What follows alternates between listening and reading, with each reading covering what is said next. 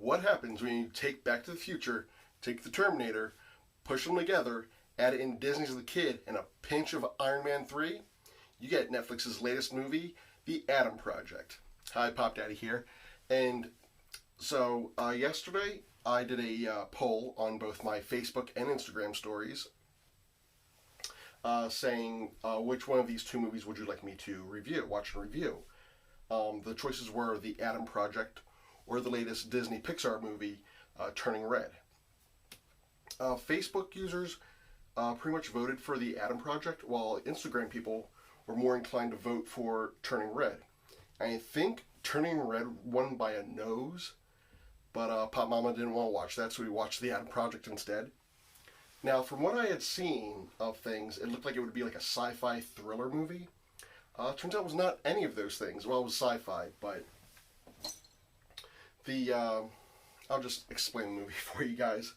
The movie's like a time travel action adventure movie starring Ryan Reynolds, Mark Ruffalo, Jennifer Garner,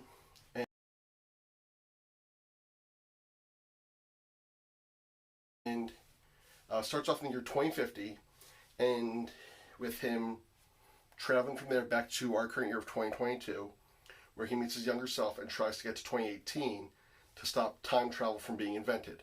So that's where like the Terminator comes in, things like that.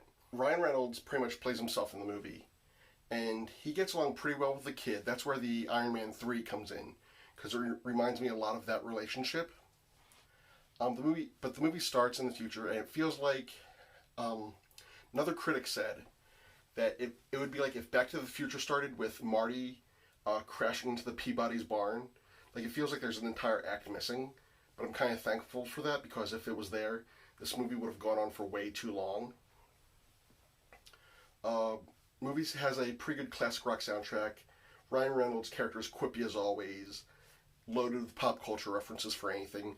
I get the feeling that Chris Pratt could have easily played this role as well, and they probably tossed his name around at some point. The movie as a whole, it's not bad. It's not good either. It's just okay.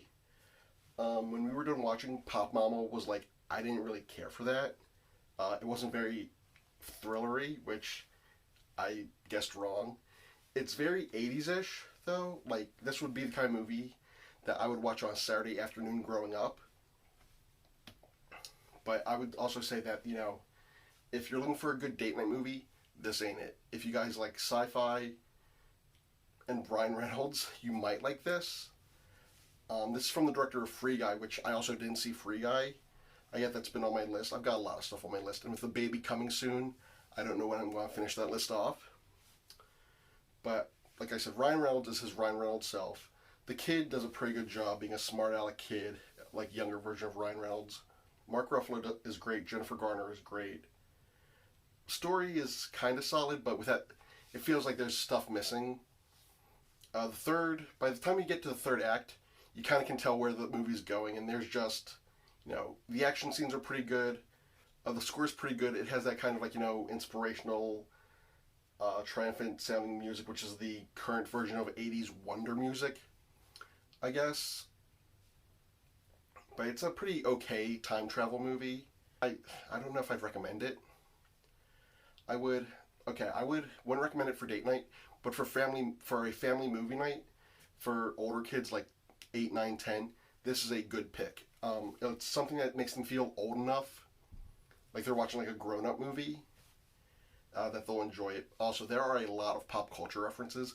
Just because you point out that there are references, like, hey, stop with the references, that doesn't forgive you for making the references in the first place.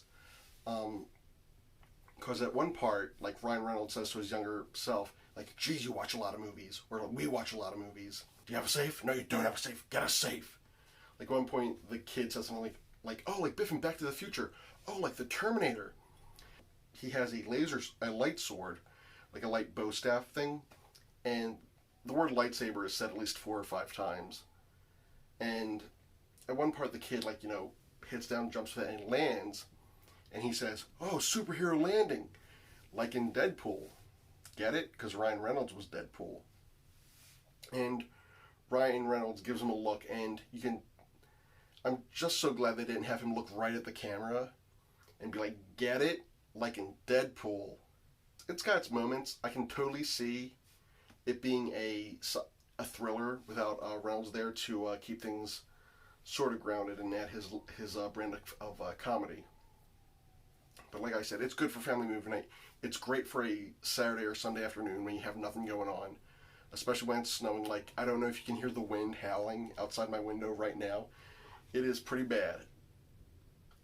So I would say I'd give it a C plus. I would have given it a C, but Mark Ruffalo, who does a pretty decent job, bumps it up to a C plus. So view at your own discretion. If anything I said sounds good to you, check it out. You might like it, but I personally thought it was just okay, and Pop Mama did not care for it at all. So do with that information as you will, and I will be seeing Turning Red, and I'll give you guys a review on that after I do it. So thanks for watching. I got the links right here, and peace.